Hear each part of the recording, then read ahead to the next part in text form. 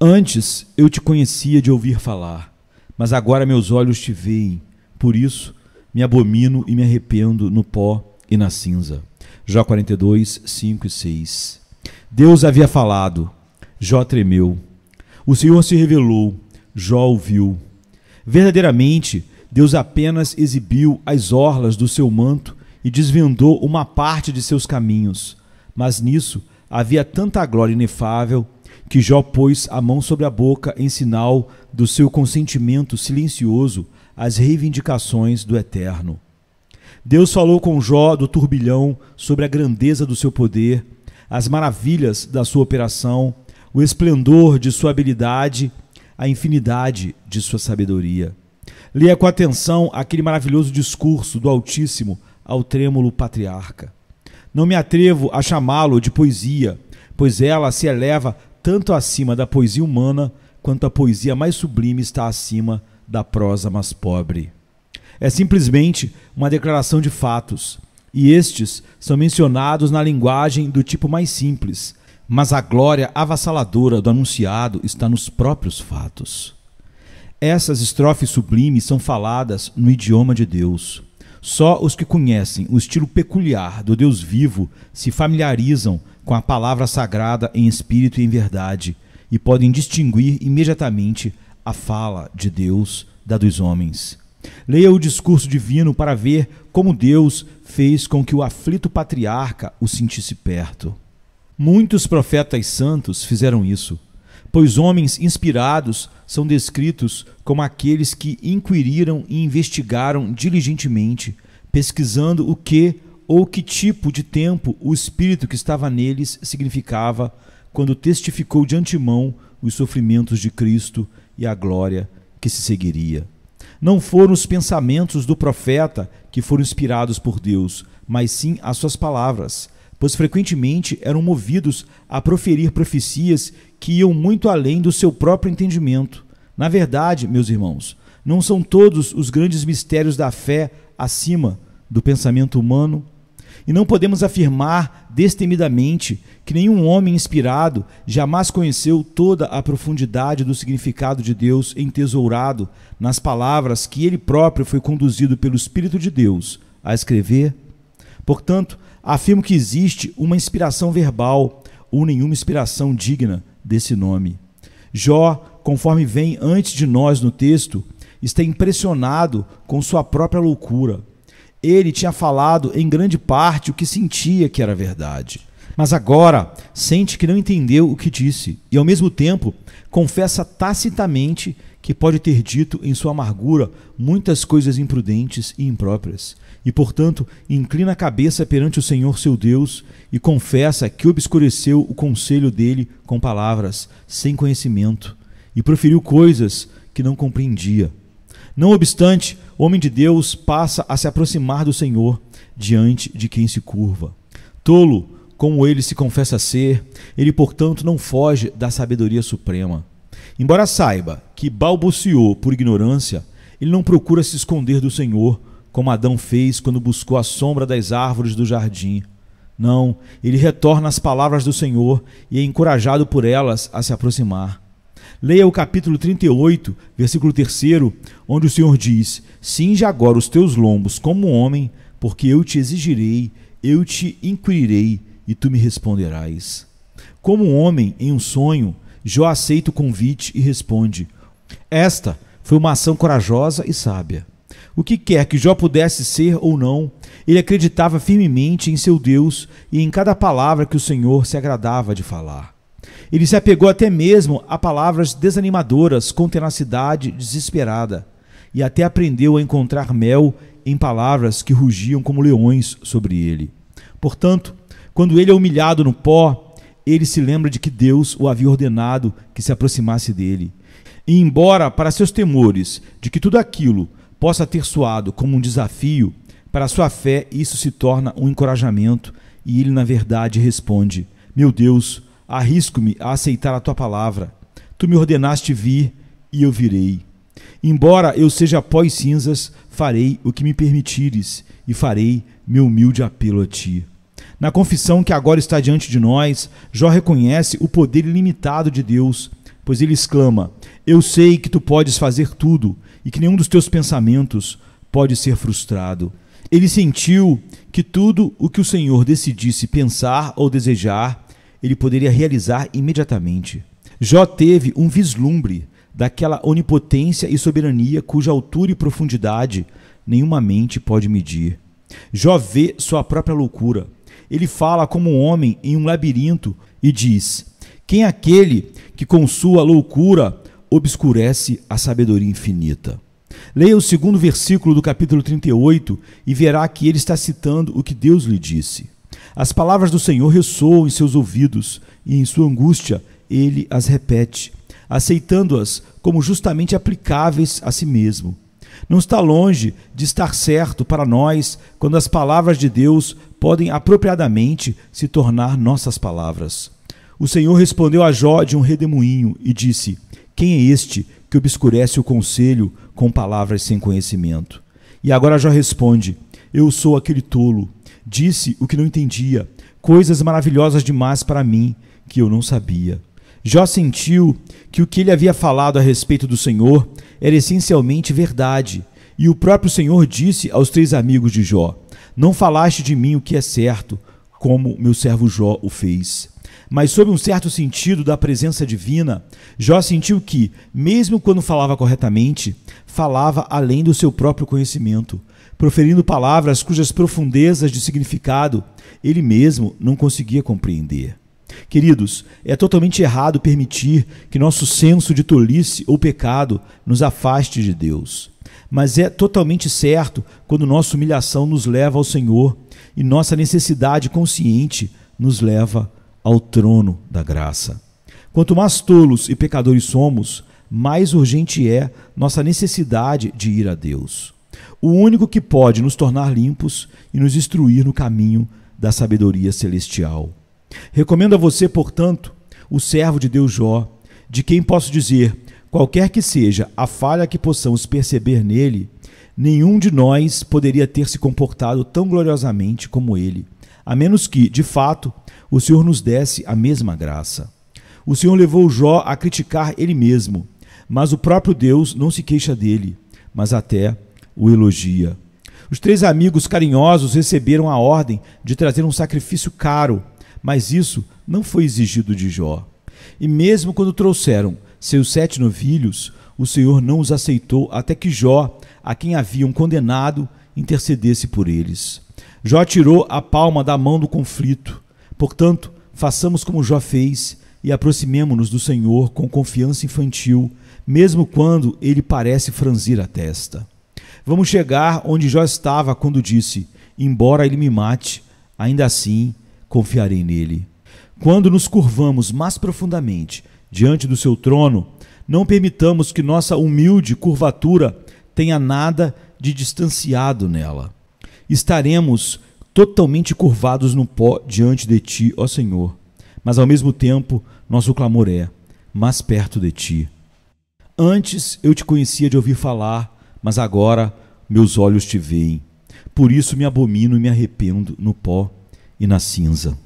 Jó já tinha ouvido falar de Deus há muito tempo, e isso é uma grande questão. Não acho que ele quisesse dizer apenas que tinha ouvido homens falarem de Deus, mas que realmente tinha, por si mesmo, ouvido a voz de Deus.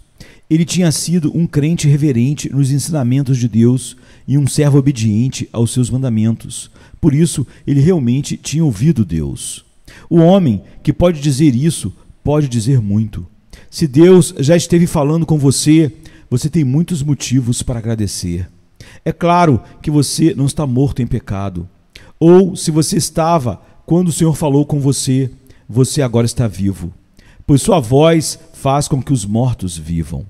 Se você ouviu Deus no segredo da sua alma, você é um homem espiritual, pois apenas um espírito pode ouvir o Espírito de Deus. Ninguém pode discernir o Senhor, exceto o homem a quem ele deu vida espiritual.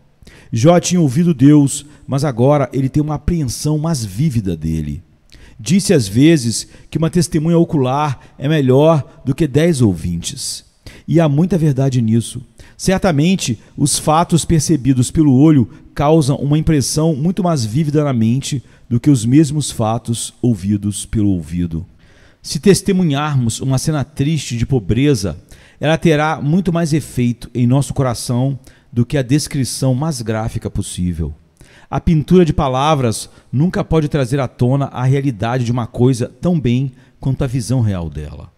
Claro, Jó não podia ver Deus literalmente. Ele não quer dizer que sim, pois nenhum homem jamais viu a Deus. Mas Jó significa que agora ele tinha uma visão de Deus muito mais clara do que qualquer outra que ele havia obtido antes. De fato, tanto mais clara quanto a visão é mais clara do que a audição. Observe que, a fim de ter essa visão de perto de Deus, a aflição o dominou. Só depois de ter se raspado com o caco de telha, ou até que seus amigos o tivessem raspado com algo pior do que cacos de cerâmica, que Jó pôde dizer: meus olhos te veem.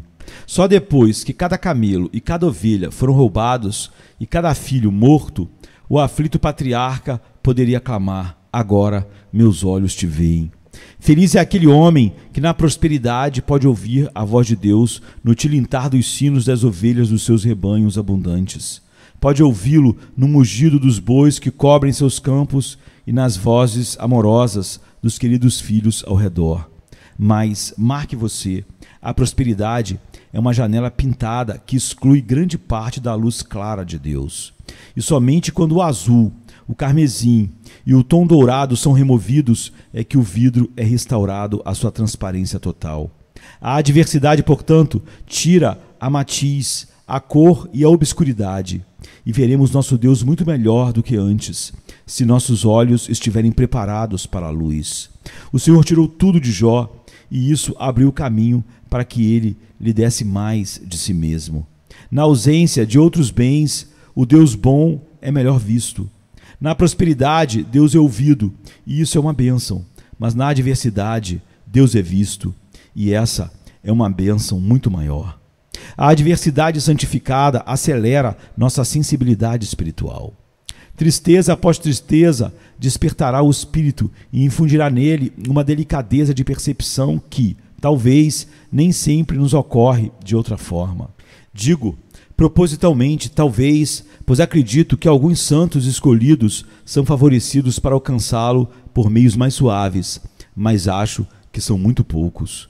A maioria de nós é de um material tão grosseiro que precisamos derreter, sim, e zurrar como na argamassa, antes de atingirmos aquela sagrada suavidade pela qual o Senhor Deus é alegremente percebido.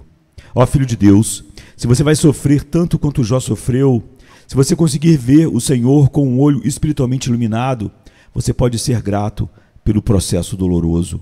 Quem não iria a Patmos se pudesse ter as visões de João? E quem não se sentaria no montouro com Jó para gritar com ele: agora os meus olhos te veem? Possivelmente também útil para isso foi a deserção de Jó por seus amigos. Os 3 amigos de Jó, eu conheço sua parentela. Eles eram muito devotadamente apegados a ele, sem dúvida, e como o provaram calorosamente.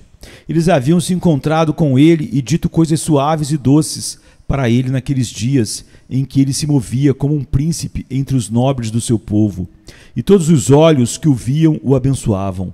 Mas quando o encontraram sentado entre as cinzas, eles mudaram seus pensamentos sobre ele.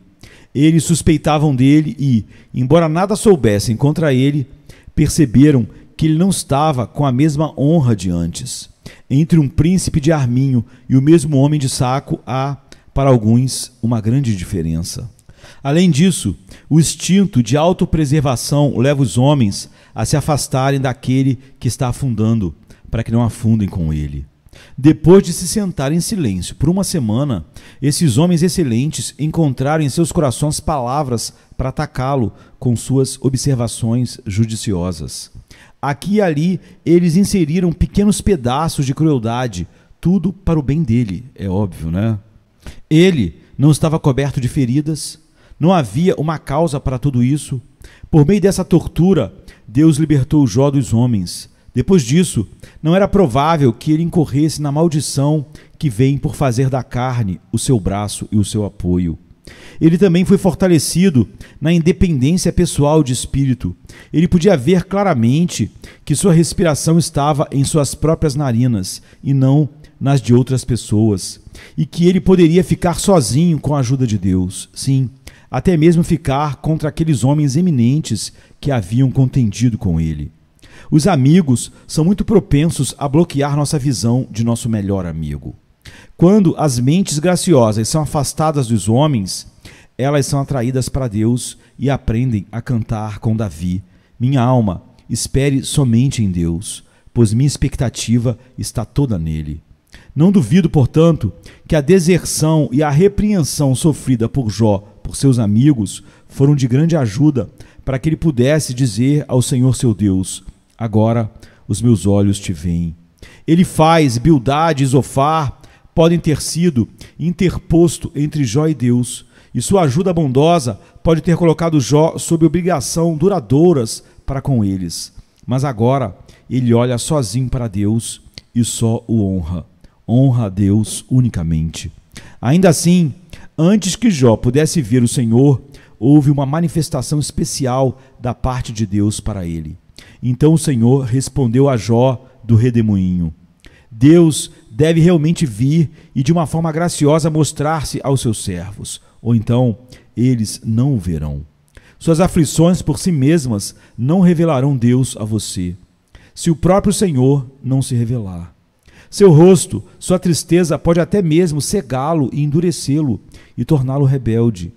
A deserção e a grosseria de amigos também não ajudam a graça. Sua tendência é azedar e pôr em perigo a sua piedade. Se ela exercer sua influência natural, deve haver uma revelação especial do Senhor às nossas próprias almas antes de obtermos uma apreensão tão clara dele como Jó pretendia com as palavras: agora os meus olhos te veem. Leia todo o capítulo 38 e veja como Deus declara a sua sabedoria e seu poder. Onde estavas quando lancei os alicerces da terra? Declara, se tens entendimento. Quem lhe fixou as medidas, se é que você sabe? Ou quem esticou a linha sobre ele? Sobre o que são fixadas as fundações do universo? Ou quem lançou a pedra angular disso, quando as estrelas da manhã cantaram juntas e todos os filhos de Deus gritaram de alegria? Entrastes nos tesouros da neve? Ou viste os tesouros do granizo?